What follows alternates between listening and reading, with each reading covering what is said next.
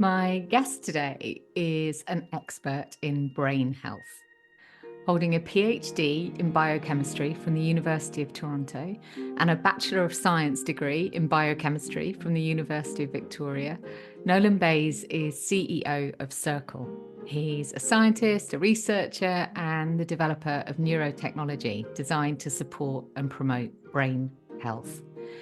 I can't wait to speak with him, partly because this feels so far outside of my own comfort zone, but mostly because my spidey senses say there is deep compassion within the science.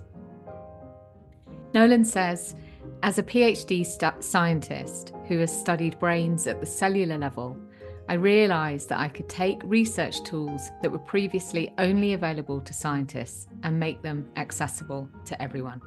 And that's what we're going to be talking about. Welcome to the Henny Flynn podcast, the space for deepening self-awareness with profound self-compassion. I'm Henny. I write, coach, and speak about how exploring our inner world can transform how we experience our outer world, all founded on a bedrock of self-love. Settle in and listen and see where the episode takes you. Okay, wonderful. Wonderful to welcome you here, Nolan. I'm so delighted we're having this conversation. You'll hear in my intro, partly because this feels very outside of my own sort of zone of knowledge. And so I'm fascinated by what you're bringing today, actually. Well, I'm excited to talk about it, Henny. Thanks for Yeah. having me. Yeah, it's wonderful. So I've shared a little bit about some of your background in the intro, but before kind of diving into any particular aspect of that, I'd really love to ask you to paint us a picture of some of your own story and what sort of influenced your interest in the work that you do, wherever that question takes you. Yeah, the question, it can start all the way from the beginning of my life, really. I, growing up, I could not understand other people. I had no idea how they worked. And so I Mm. didn't know how to talk to them. I didn't know how to communicate with them. And I didn't know what they were thinking in between me trying to talk with them. And I was just different. And I was just different in the way I did things. And so I spent my childhood with my dog in the forest of British Columbia, wandering around looking at things and just trying to figure out how people worked and how I worked. And that continued all the way up till I got into university, and then I started to learn how brains actually work. I started dissecting brains and doing a PhD in biochemistry and neuroscience and being more and more interested in it. And even through university, I had quirks to how I worked that were different from most people. During study groups, I would just stop in the middle of the study group and lay down on the cement floor and go to sleep. And all through my PhD, I would nap at my desk, and I could never figure out why my brain needed so much rest. And then eventually I became an entrepreneur, which was something that I did not anticipate. And even during my entrepreneurship, I would burn myself out over and over again, and I could never see it coming. You would think that somebody who studied the brains as much as I have would sort of get a sense of how my body is telling me these signs, and I could never figure it out. And so I just thought that there has to be a better way. We have to have a way to understand how we're doing objectively, so that I can find those nuances within how my body and brain are changing, and then catch on to them, to sort of manage them before they cause trouble. And so that's roughly how I've got to where I've gotten to, and that's part of the big reason why I built the technology that we built at Circle. It's really interesting listening to you. It resonates so strongly with me in terms of the work that I do with people. So I'm a therapeutic coach, and I really, so much of the work is about supporting people in building that self-awareness so they can recognize what's happening just before something triggers them, for example. And it's with that heightened sensitivity to our own behaviors, nuances, thought processes, whatever it might be, that for me gives us that space where we can create change. And so it's, yeah, there is so much that resonates in what you just said. I'm really interested in that experience that you had when you just sort of lie down on the concrete floor and fall asleep. Was it I must do this, I have no choice about this, or was it I need to do this? It was an I need to do this. So Okay. I could have fought through it if I wanted to stay awake. Mm. But it was as close to a biological imperative as you could get without being you must Without, do it. yeah, okay. It was more that I understood that for me to be functional moving forward or to be better functional moving forward, I needed to rest. I needed to understand the information that I was thinking about. Um, and so I would rest. I would read research articles and then I would just put my head down on my desk and I would wipe out for half an hour. I would be completely asleep. Anywhere in any environment. That's changed somewhat as I've gotten older, but even yesterday, I would go down in the middle of the day and I have a hammock outside in the sun. And so I would go and lay in my hammock for half an hour and just take a moment to be in nature and just sort of reset and not look at a screen and, fall asleep for a little bit, likely, and then come back in and get in front of a screen again and work some more. It's so wonderful. I hear so much self-compassion in what you're saying there. And so I experienced three burnouts in my corporate career. Took me quite a while to learn. And then eventually, when I did learn and really, really properly listened, my realization for myself as well was that rest was absolutely fundamental. And even now, I have a space in my stable where, um, sometimes I'll look and I think I've got 20 minutes before a client, and I'll put 15 minutes of music on and we'll go and lie down. But that was such a hard learned lesson. And I think it's really beautiful to sort of hear you kind of having that awareness as a young man, the biological imperative that it may have been, but still having that awareness, and then developing that into something that you see can be of such practical support to others. But I wanted, before that, um, there's something here about you. You said that um, you studied brain health, Mhm. and even with that knowledge, it still took you time to recognize uh, how to understand your own patterns. So can you talk to us about what a healthy brain or what brain health actually means in this context? Sure. So one of the things I have learned now that I measure brains, I use a headset that we built and it tracks your brain performance. One of the things that I've learned, which has been fascinating to me, is that your normal changes along with your circumstances. So humans are highly adaptable wherever and whatever we're facing. And so, you've experienced three burnouts in your career. As your brain health and performance are dropping, it feels for the most part normal. Mm. If I would have asked you at any way along that path to burnout, Henny, how's your brain? You would be like, I'm tired and busy, but I'm generally okay. And in that answer would be the same more or less until you were right before burnout. And then you'd be like, "Oof, something's got to change. Yeah, I can't sustain this anymore." But you didn't see it coming. And so for me, I used to do the same thing all the time where I would just, if I had any extra ability to work, I would work. mm, And I would just push and I would push and I would push. And then I would end up useless for a week or even weeks where I would keep trying to come back to do the thing that I'm supposed to do. And I would be irritable. I would have a hard time connecting with my family. I wouldn't be eating well. I wouldn't be exercising as much as I should. Like my ability to live a healthy life would just completely go out the window as soon as I was, exhausted to the point where I was either burnt out or on the edge of it. And so for me, brain health became mostly about managing fatigue and just mm, trying to understand how much can I work?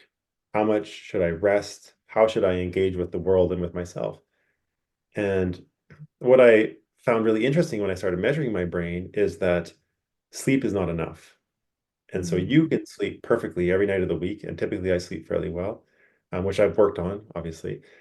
Um, but if you start the week with, say, 80% of your top brain performance because you've had a wonderful weekend and you've been overall doing good things for your brain, but then you work every single day, by Friday, you start the day with half as much brain function, typically between 40 to 50%, just because you're working hard. Like you're just cognitively just running a marathon every single day at full sprint. And so what I've realized when I'm thinking about to kind of come back to your question is that brain health for me is trying to understand how do I feel both physically and mentally when my brain is at 40% versus when my brain is at 80%. Can I see that just in terms of how I feel with my own body? Is there sort of some introspection that I can do to help me keep myself from going below, 40% to 30% to 20% and then being disconnected from the world and, finding these sort of short reward responses that help me to, feel better for a moment, but are capacity degrading. Oh, honestly, I mean, it, that well, your description of what happened for me is absolutely right. Literally no idea, because obviously if we know, then it's quite possible we might put something in place. It's also quite possible we might not, but if we really, really understand, it's quite possible we might. But also your comment about it goes beyond sleep. So rest, the power of rest goes beyond sleep. And I love the fact that you can actually track the sort of degrading quantity of kind of, sort of brain capacity that we have across just a 5-day period Mhm. is quite astonishing. One of the things that I notice quite often, again, sort of with clients, is how often our decision making capacity will drop. They'll often, so even during a day. And I sometimes talk about it as like there's this sort of pool that we wake up with in the morning of decision making capacity. And then by the end of the day, we get to the point going, someone says, "What do you want to eat?" And you go, "I literally don't know. I cannot make a decision."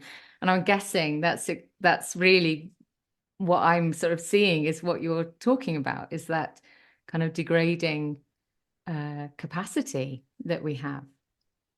Yeah, and the capacity is related to basically all forms of cognitive function. So one of the things that I measured is how much information our brain actually processes. And so we assume that as we're looking around and understanding the world, that we're getting all the information and we're processing it to some degree. But the reality is when we give you discrete stimuli, which we do through our tech, what Mm, it does is your brain starts to pay attention to some of them. But as you get more tired, you can only pay attention to 80% of them. You don't even have a brain response for 20% of the world that's happening around you. And you have no idea because you didn't know you perceived it or didn't know you didn't perceive it. And so as I measured people with different brain states, what I find is that different challenges allow you to see or limit you from seeing more of the world. And it's to the point where some people only see 25% of the world. mm, And to me, that's terrifying, mm. because you have no idea. There's no way for you to know that I missed something or I'm not having an appropriate brain response for information when I should. Because And, because you don't know what you don't know. You don't know what you're exactly. missing. Mm. Yeah, exactly. Um, so for me, just starting to understand how the brain works and starting to understand how the quantitative aspects of things that you can measure now with the recent advances in mobile technology relate to how you feel about things and the feeling part is so nuanced, right? It's so hard in terms of like, am I okay? Am I edging onto something? Because our normal changes. How do you feel? I'm good for the most part. So Mm. how do we get beyond that to really understand how we're feeling? One of the things that I do as much as possible is get out in nature. And I spearfish and I free dive. And because I live on the west coast of Canada, right close to the ocean. And this is a part where what you do is you sit at the surface and you have a short meditation session where you do some breathing exercises. Then you dive down. Or do you think in feet or meters? Your meters, aren't you? Either would be fine. Yeah. Yes, you dive down anywhere between 10 and 20 meters, which is a pretty good dive. But the whole Mm. point of it is being aware of your body so that you know when you need to come back up. right? You Mm. know when you need to breathe. And because you're in this calm state, you've slowed down your breathing, you've slowed down your heart rate, you've slowed down your thoughts.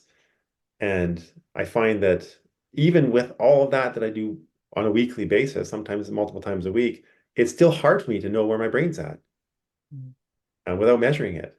So talk to us about what you have created and yeah, yeah, bring that to life for us. Yeah, sure. So it's a headset, and it just like a microphone listens to your voice. This is a headset. It just pops on your head, and you play a game.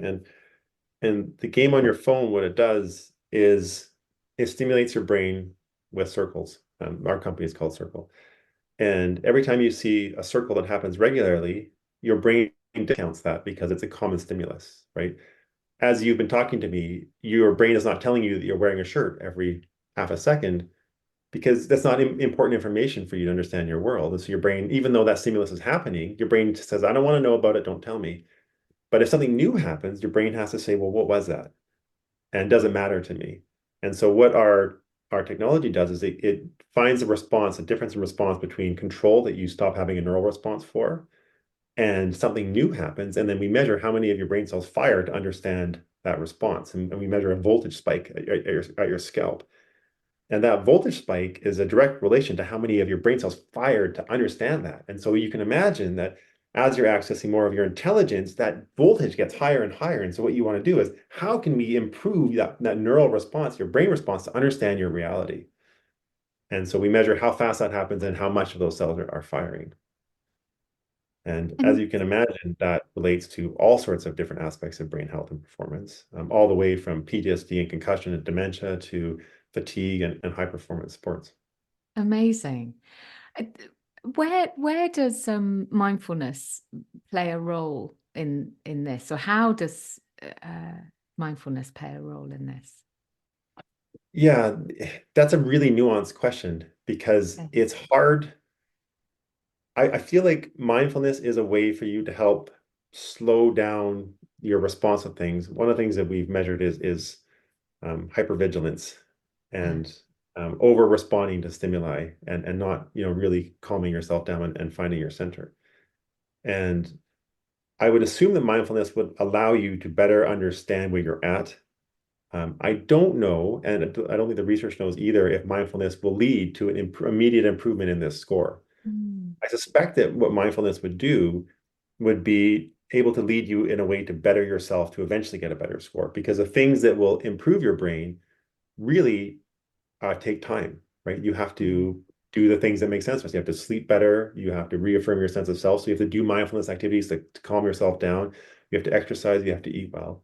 You have to be social. You have to be a human in all the ways that we have been a human since the beginning of time. And being in an electrified dead environment is not the best way to be human, right? It's safe Mm. and you don't get sick and you don't get eaten by an animal, which is wonderful. But at the same time, it is hard for our bodies and brains to understand this world because it is not a forest. It's not a natural environment.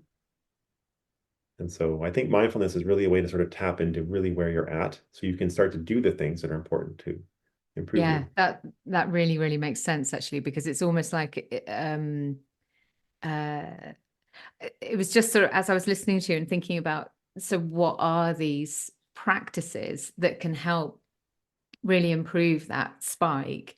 And and the reason for the question was the sort of connection with, well, that paying attention to self, paying attention to what is going to support us, um, sort of feels like where mindfulness can bring a almost like a kind of baseline, or sort of a kind of grounding for what can support us.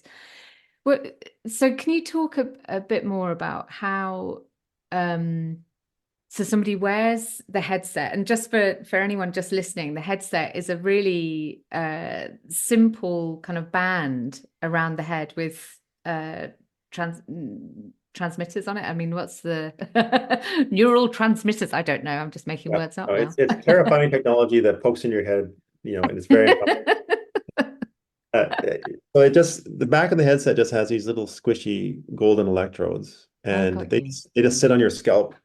And so all you do when you put it on is you just make sure that you just rub them a little bit until you can feel the coolness of the electrodes. And when you have that, then the headset can measure your brain waves. Okay. It can sense your brain waves happening underneath your scalp. We're not pushing anything into your brain. We're not, trying to go below your skin. We just sit gently on your skin and listen to what's happening in your brain. And so this, you know, this picks up the way that the brain is communicating what it's doing. It's sort of Yeah, it, yeah.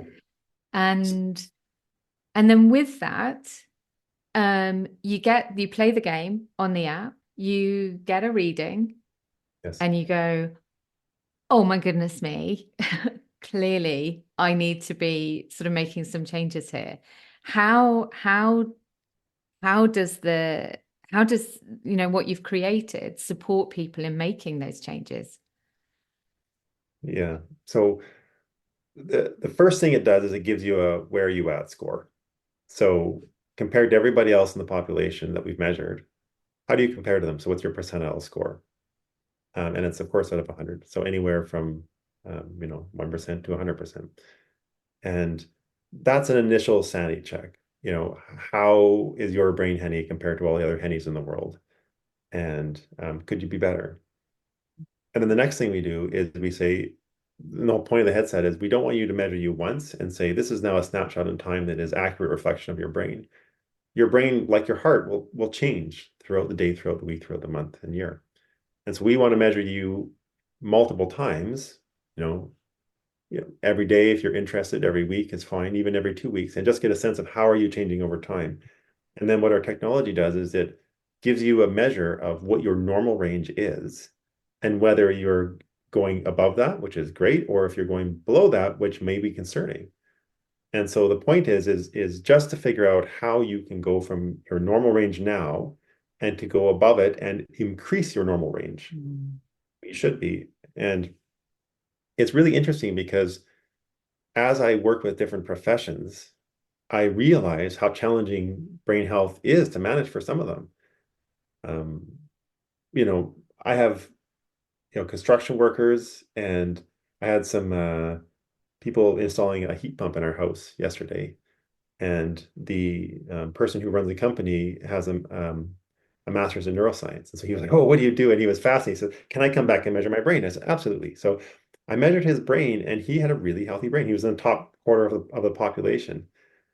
And I found that people that are constantly moving throughout the day and that are not connected to a screen generally have pretty good brain health. Like our plumber who lives down the street, same thing. I measured his brain because he was fascinated. I measure everybody's brain. And and he loved it. And he again, he was the same thing. He was in the top third or even top quarter of the population, which is rare because the other people I work with are surgeons who are exhausted. I work with first responders who have PTSD and hypervigilance and are extremely tired because they over respond to every little bit of stimuli they get because their jobs are so challenging, so challenging. And so what we're looking at now is to figure out, well, how do we help them? How do we help understand how healthcare should be delivered? How do we help understand how first responders should be supported? And it's a big question. It's a big question that is not going to have an easy answer because it's going to mean that they need more resources, they need better support, and we need to catch these problems before they happen. Mm. So this is the point of our technology is can we see those changes before you get to a place that is either a diagnosable condition or a significant brain health concern? And can we start to right the ship before you ever get there? And so that's what we're hoping Um, to do.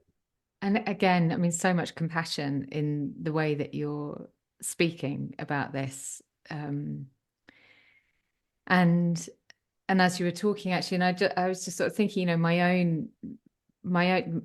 the last of my burnouts culminated in me almost dying. I ended up critically ill, and um, but was still in the hospital in an isolation suite, tied up, to all these machines on my phone saying, I don't think I'm going to be able to make the meeting tomorrow. I Oh mean, no. like, Oh no. just, but send me the notes and I'll give you some thoughts. I mean, just, I look at that woman, that I was, and I see the changes that I personally have put into place. And she feels like a stranger to me. I mean, a stranger that I love dearly, but like, gosh, like there were some interesting choices that she was making. But when I listened to you and just sort of thinking, well, you know, in that time where I was sort of, because I can track it, I can see what was happening, as I got closer and closer to becoming really ill, actually having some really tangible evidence, at my fingertips to be able to say, hang on a minute, darling, like this really isn't serving you. And there really are some different choices that you could be making here. That feels incredibly powerful. Now, and then there's the example you just said about the first responders, because obviously with the work that they do, I was working in financial services. It's not saving lives. I mean, it's important, but it's not saving lives. But that impact for people who are working in those kinds of environments and the challenges around what choices they can actually affect personally feels really important. But also listening to you, the significance of having this data to then be able to enable more systemic change feels really powerful. Yeah, it's fascinating to me that in order to have a healthy brain, you need to be an outlier in society nowadays. Mm. Um, I've measured hundreds of brains, and we have a data set of many thousands of brains. And the vast majority of people, like if you look at the bell curve distribution, normally with any human trait that you measure, it would be an even distribution. And when you measure cognitive performance and fatigue in this case, it looks like this, and then it's got this long tail. And so you have a few people that are living with a healthy brain, and the majority is around 30%. That's where they're sitting. So they're walking around every single day at a third of their best. Oh, darling, honestly. Oh, Nolan, it's so, I mean, I think what you're saying, you're just, oh, the, because we see it, don't we? We see it. We see We it see in the the effect of way it. Yeah. people respond to relational dynamics, the way people respond to social media, the way people respond to stuff in the news, you know, um, yeah, gosh, honestly, sorry, that's just really, really sort of struck me. And I think there's something um, so powerful about being able to name it in the way that you just have, that it's not just an opinion, because often we'll sort of use the language of people are walking around half asleep. Mhm. Mhm. And maybe we'll use the language of, waking up. And often when we talk about someone waking up, it's because they suddenly do like engage in a different way with the world. Um, but for you to be able to really see that the distribution of that line feels huge, actually. The big thing for me in terms of really what was a big driving force for me to build this technology was how I interacted with my kids. Mm. And when I was exhausted or stressed, I would be short with them, and it wouldn't be proportional to what they were doing. And um, it hurts me to think about that when I haven't been my absolute best of them, because that's what they deserve. And so, um, this is the reason why I do this day in and day out, is because I think about my kids and other people's kids and how they're with their families and, their loved ones and how they treat them and how they engage with them. And I think, really that's humanity's strength, is we work together. Mm. We're a team, we're a family unit, we're a society. And I worry that the changes in brain health that we're seeing en masse are limiting our ability to be an effective team, from our family unit all the way out to society. And it has to change. And we can't change it if we don't measure it and we don't know what it is. And the anecdotes are not enough. Mm. And so we have to put some numbers to it. and then put some people to those numbers and make those numbers real. And so we're just trying to connect those dots and to see if maybe there's a way that we can help, because this to me feels like one of the biggest problems we face right now as a society. Mm. Kind of, I want to give that statement air because there's also something so important here, I suppose, is about the agency for change. So on the one hand, as you said, talking about the first responders, what can be done to better support them, um, but also for each of us as individuals to recognize that we do have agency here. There are choices that we can make, and actually, just on a few of the things that you kind of mentioned earlier, they don't feel they're not necessarily sort of big, heavy, weighty changes. It's more about consistent, small changes. Yeah. Can you talk to us a little bit about what you see can be beneficial? Yeah. And I think this will seem so obvious, um, because but it's one of those things where we don't initially look to the obvious as a solution because the obvious is hard. And so if you think about all the ways that you can improve your physical health, where you look in the mirror and you're happier with what you see, you feel stronger, you feel healthier, you can move better, you're more mobile. All of those things take time. There's no pill that you can take that will just make you healthier, that will just make you fitter, that will, burn fat better, or at least not in a safe way. And so it's the same with your brain. You have to do things exactly like you say. You have to be consistent in maintaining good and healthy mental hygiene. Mm. And that takes mindfulness, that takes reaffirmation of your sense of self, that takes being social with people that you care about, that takes eating a healthy diet. There is no pill. And the way research, and I'm used to, I'm still, I guess I'm still a scientist with my PhD, but the way researchers like to look at this is in a reductionist fashion. And they like to say, like, well, what can we correlate with this?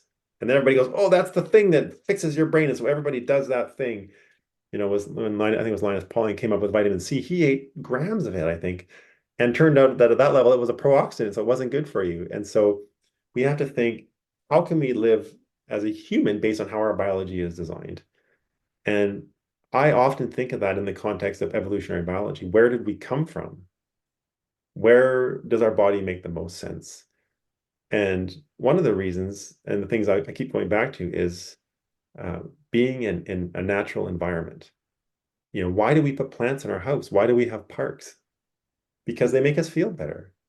And so, back in 1986, they did a study measuring biophilia, and biophilia is love of living systems, and it's essentially a term that talks about how our bodies are designed and purpose built to be in a natural environment.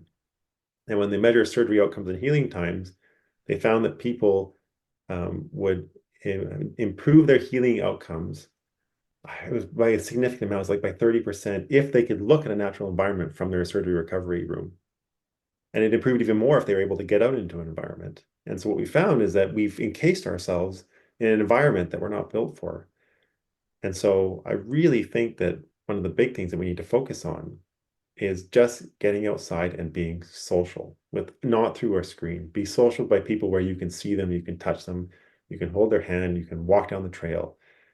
And it is hard for everybody to be in nature. And so the other way that I think is a really interesting place to be is not just on the biophilia side, but on what's called biomimicry. And so you can put on a virtual headset, and even if you're in a city, you can find this calm place where it just takes you to a sort of fundamental truth of you being human, and you can just sort of sense, like, just right down to your core, find a different place of being. And because I don't think it's realistic to tell everybody to get out into a forest, Mm-hmm. unfortunately. But Um, it's so interesting, that phrase, like biomimicry, that that idea that our body doesn't necessarily, or our brain or body doesn't necessarily know when it's not quite the real thing. That we can we can still sort of gain some of that benefit. And back to your point, why do we put plants in the space with us? I'm reminded of a story that a friend shared during lockdown. And she was in Spain, which had a very, very rigorous lockdown during the pandemic. And, you weren't really allowed outside for more than a few minutes. And she found herself daily holding one of the leaves on one of the plants in her house. And it became this sort of source of connection and sort of like genuine like contact with another living being, because she felt so isolated.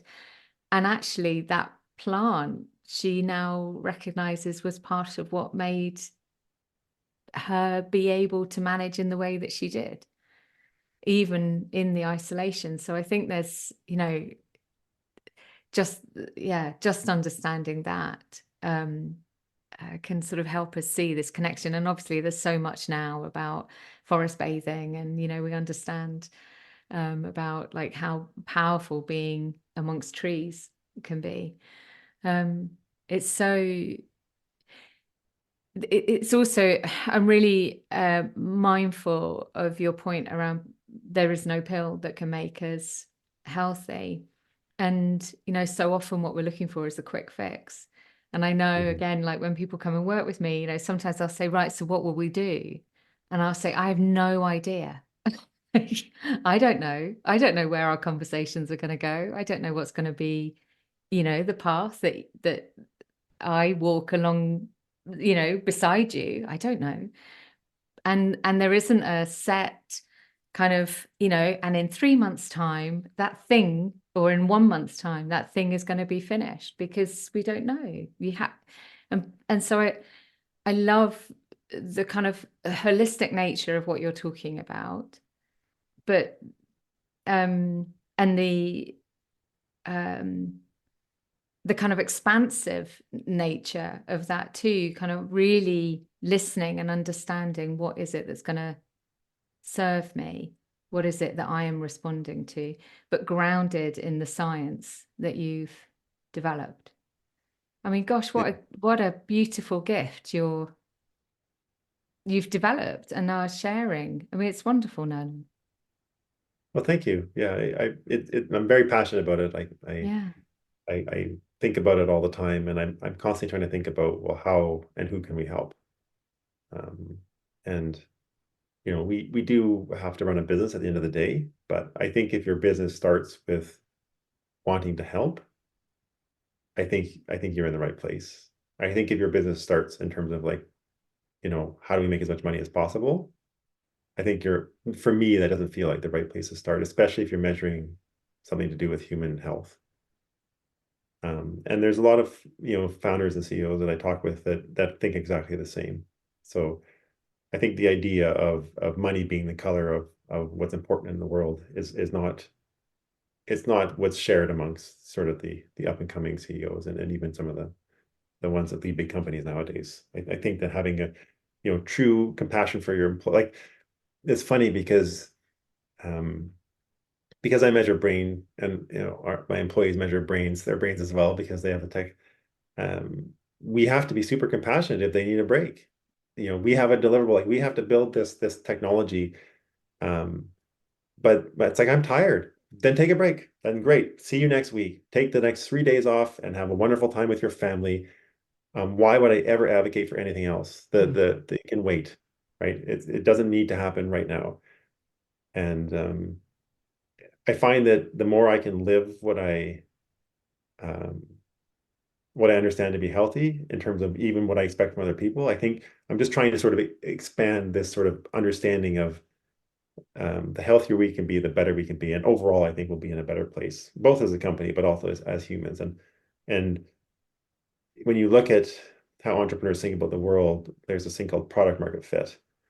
And they're always like, well, when you're successfully answering this hair on fire problem, your product will take off. And there's an interesting investor called Yuri Kim. I think she's from Front Runner Investors down in the Valley. And in the States, and she says, no, it's about product human need fit. What human need are you meeting? Are you solving? Are you helping empowering people to be better at living through and managing? And so that really resonates with me. Is product human need fit versus product market fit. Mm. I'm reminded of a Pema Chodron quote, which I now can't remember in its entirety, but it's something along the lines of each of our lives is a mandala, and we stand at the center of our own mandala, and the choices that we make, they resonate out from us and create the mandala of our life. And I just listening to you there talking about having those principles at the center of the mandala of the work that you're doing, but it also feels like you are at the center of it too, and this intentional choice to sort of weave in the knowledge that you have gathered through everything that you're doing. That for me is wisdom. that's that's all we can do. And actually, when we combine compassion and wisdom, then things feel good. And when things feel good, they tend to do good, I think. I always wonder how much wisdom can we obtain, or do we need to suffer to obtain it? Mm-hmm. Right? Like you have wisdom related to burnout and your own personal journeys and how you've done that. And you're better because you have come out the other end of it. But you had to suffer. Mm-hmm. And I wonder, even for myself, I burned myself out so many times. I have, reached the very end of my tether over and over again before I had to sort of figure out, well, this is not sustainable. Um, it's interesting because it seems to me like wisdom sort of writ large is you suffer and you come out the other end and then you learn from it. And you rinse and repeat as you have a new experience that hurts, you figure it out, and now you're wiser. And then, I mean, there's so much of sort of, Buddhist philosophy, suffering.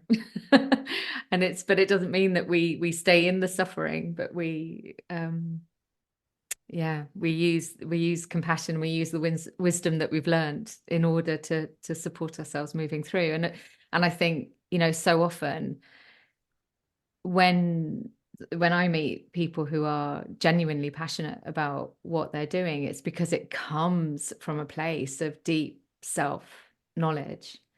And and it's when we can absorb those lessons that we can effect change in some way, whether that's just for ourselves or we can effect change in the way that we support others. Mhm, Um, mhm. when you think about how, I mean, I think we've sort of heard elements of this already, but just as a personal reflection, how has this personalized knowledge and deeper awareness changed things for you?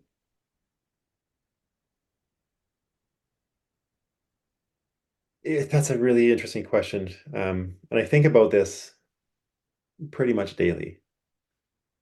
Um, One of the things that is a really huge part of who I am is I am so, so curious about everything. The world to me is an intensely fascinating place, and there is nothing I don't find interesting. And because of that, I I just want to answer all the questions. I just want to find out the questions I should answer that I don't even know about right now. And part of the thing that drives me to do this is this intense curiosity that I've had my entire life for everything. And I think about that in the terms of my mortality because I am so driven to live the full extent of my life and just answer as many questions as I can and find out these fascinating things. And when I look back at my life, 10, 20 years ago, I'm shocked at how little I knew back then and the insights that I didn't understand. And so as I measure my brain more and realize that some things come at a cost, I start to realize, well, who do I really want to be? Do I need to answer all the questions? What is the cost that I pay to do that? Um, what kind of parent do I want to be? What kind of person do I want to be? What kind of friend do I want to be? How do I want to live my life? And I have friends of mine who um, they surf as much as possible and work as little as possible. And this person is 50 that I'm thinking of, right? And so he's made a very volitional, intentional choice to live with as much fun and nature as possible in his life. And that's completely different for me because I have this burning desire to answer all these questions. But in answering all the questions, I wear myself out and I'm busy and I'm preoccupied. Like this morning, I was writing a research proposal for a health project we're doing, and I didn't connect with my kids as much as I could before they went to school. And should I have connected more with my kids? And what kind of person would I be? And then trying to balance that with this fundamental knowledge that I have to have challenging questions to answer in my life, or I will not be me. Mm. And so the struggle I struggle with is that how do I sate the necessary part of whoever I am that needs to answer these questions with who a healthy version of me is? And what I've learned is that as in all things, there has to be balance. You can't just have one. One is not enough. And so I'm constantly pushing out the parts of myself to figure out what are the things I need to balance to really be healthy. And it turns out that I have to answer this question. It's compelling, it's interesting, it's fascinating to me. Every single time I measure somebody else's brain, it's just the things I learn in terms of looking at their data are just like, to me, they're mind blowing. Like I can't believe I saw that in their data, and that's so interesting, and we can quantify that this way. And so I get so excited about like it's hard to explain. I'm sure you have things you get excited about, but oh, it's just all encompassing, and I'm getting animated just talking about it. Oh, I can feel it. It's gorgeous. It's like because it's like the child in you is there, the free child, the like like life. It's so Exactly. fascinating. Yeah, I do think that, and sort of a good summary to that is exactly as you said, is being a child as much as possible, both with my kids and my family and even my workers. Like just approach things with a sense of humility and joy, where you can just be you. You don't have to be wearing a mask or a filter for somebody. You can just be you, and you don't have to be what you think society's version of that is. You can just be you and have as much fun doing it as possible. My wife said to me the other day that she thinks the meaning of life is to have fun. And I think that's a pretty good summary, right? I think for most people that would work great Mm. And because this is my yeah. for so many of us, I think we carry a story that unless it's serious, it's not important. Mm. And that's uh, simply not true. I one of my mantras is there are no rules, because the minute that I start applying rules, I get stuck. And actually, there are no rules, which means that there's so many ways that I could approach something. So for me, it's about creativity. I recognize that part of you, because it's like I get when I'm creating something, writing, thinking about, uh, podcast episodes, whatever it might be, but creating, that is such a strong driver for me.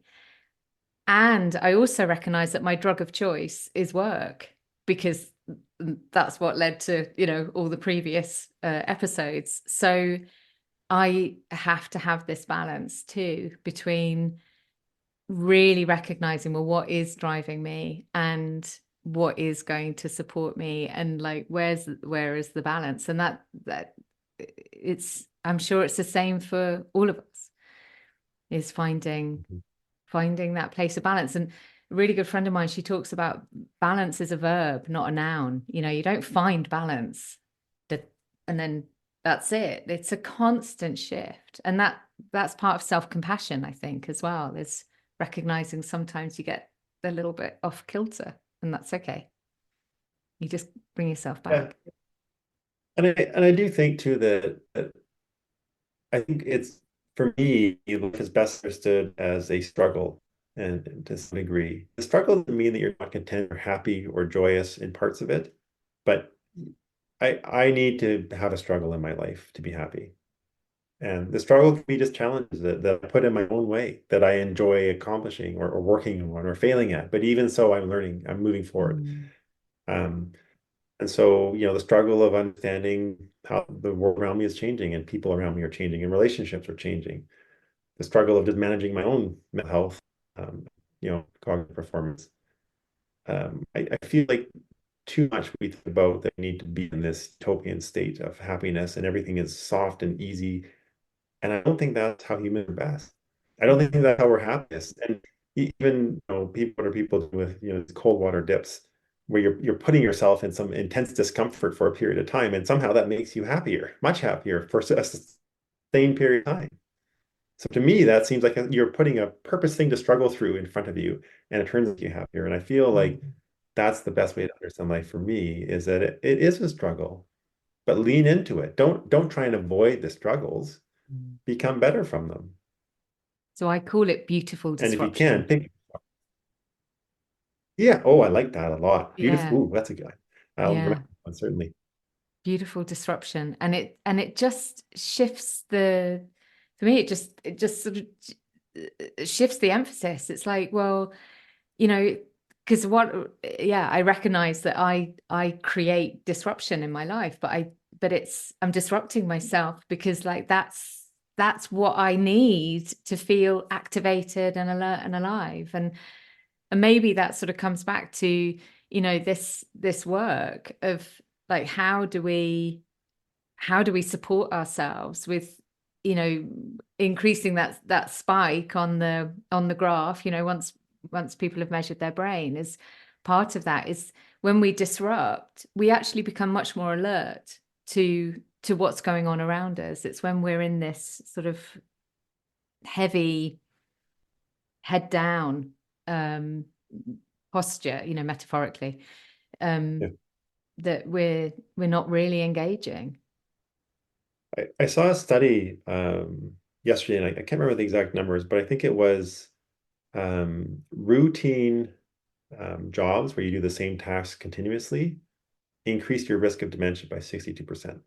Oh, Don't quote me on the percentage because I just read it in passing, but it was quite a big stat. And wow. so if you think about, people just needing to put one foot in front of the other to be able to afford, the basic necessities of life, and doing a job that might not be the most engaging for them, we're changing the way that their brain thinks. We're changing the ability of their brain and themselves to flower into new challenges, into beautiful disruptions, as you say, because there are no beautiful disruptions. They are just the mundane foot in front of the other. Mm. And in terms of empowering our society and workers and people in general, I think we need to think about the types of ways that we employ people, types of ways that we work with people, the types of things that we expect from people, to help them really flourish as a person. Because I think individually people are brilliant, but I think often when you get put in these places where it is very challenging to be brilliant, it is very challenging to be interested in finding your brilliance, because you have the stress of just trying to make ends meet. And so Mm. that really stuck out to me. And I don't know what to And do about it, but I think we should think about it. yeah, yeah. And actually, I mean, as you said that, I also thought, for so many people, the school environment as well is not one that's conducive to brilliance, or to individuality, to being able to show up fully as ourselves and all of that.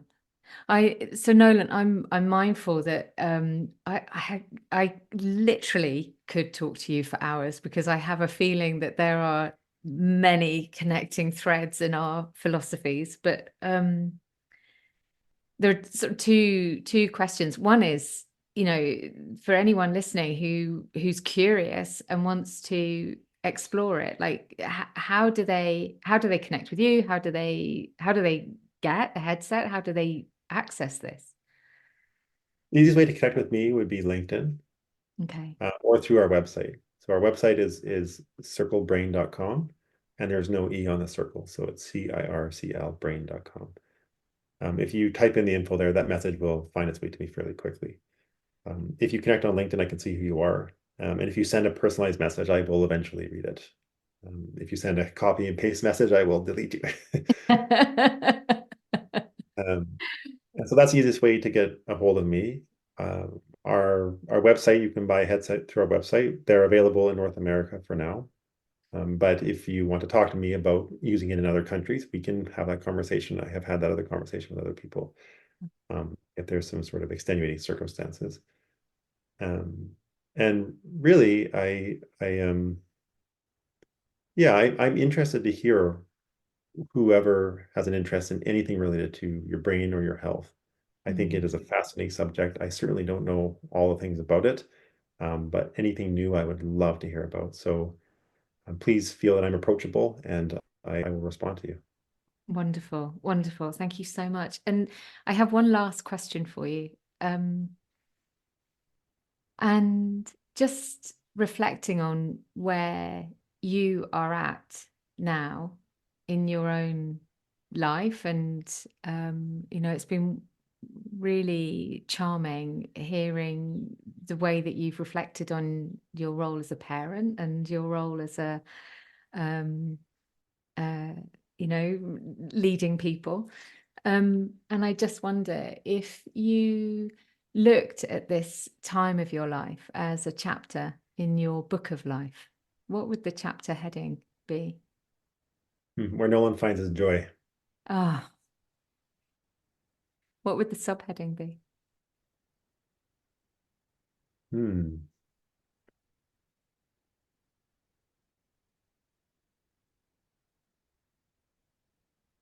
There's so many possibilities there. Oh, maybe that's it. Oh, that's it.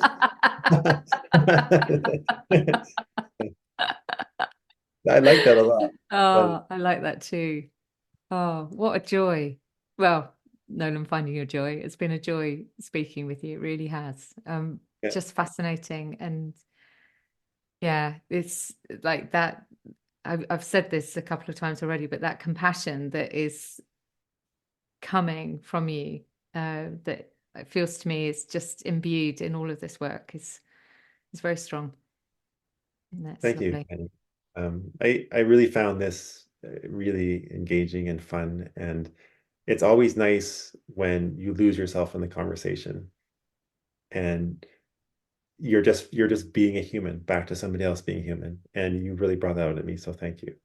Wow. Likewise. Yeah. Okay. Thank you so much, Nolan. Thank you, Annie. Oh, oh, could you hear how much I enjoyed that?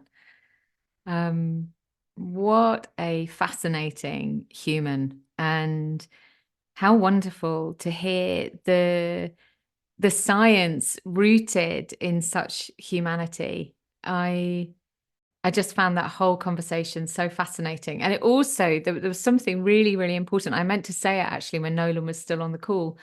There's something about the validation of the stuff that we innately know, intuitively know about the importance of good rest, the importance of moving our body, the importance of eating food that loves us, the importance of beautiful disruption. Um, this stuff that on a very core human level, we would all say, oh yes, I know that to be true. And yet, so often we skirt past it. And, I personally, I really love it when sort of science comes along and says, well, here is evidence of why this thing is so important and why this thing is true. And and I also really loved listening to some of those reflections from Nolan about Gosh, how many of us are moving through life not using the full capacity of our brains? And, you know, what a wonderful opportunity there is to really expand that, the value that we can gain from this incredible, beautiful brain that each of us carry within us. Okay, my darlings. I would love to hear your thoughts and reflections on this conversation. And, as ever, you can reach out to me by email, henny@hennyflynn.co.uk. And also, I've put the connecting sort of links for Nolan and Circle into the notes if you'd like to connect with him or find out more. All right, you take care, my loves. I send you a hug and a wave.